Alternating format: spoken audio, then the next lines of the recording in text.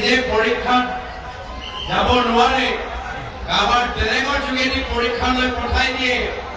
ইয়াত মানকাছাৰত হিমন্ত বিশ্ব শৰ্মা ডাঙৰীয়া প্ৰক্সি হ'ল জাভেদ ইছলাম ডাঙৰীয়া।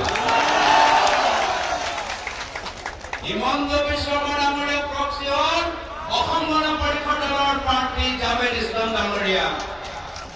এই কাৰণে মই কৈছো, ভুলতে হিমন্ত বিশ্ব শৰ্মা ডাঙৰীয়া ভোট দিব নালাগে। আপুনি ক'ব কেনেকৈ হিমন্ত বিশ্ব শৰ্মা ডাঙৰীয়া ইয়াত প্ৰাৰ্থী হোৱা নাই, হিমন্ত বিশ্ব শৰ্মা ডাঙৰীয়া ইয়াত বিধায়ক হ'ব নোৱাৰে?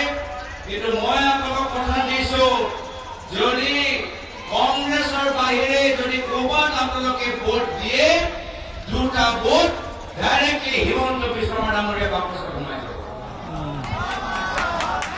এই বিধানসভা নিৰ্বাচনত কংগ্ৰেছ দলৰ বাহিৰে যদি ক'ৰবাত আপুনি ভোটতে ভোট দিয়ে, হিমন্ত বিশ্ব শৰ্মা ডাঙৰীয়াক দুটা ভোট দিয়া মানে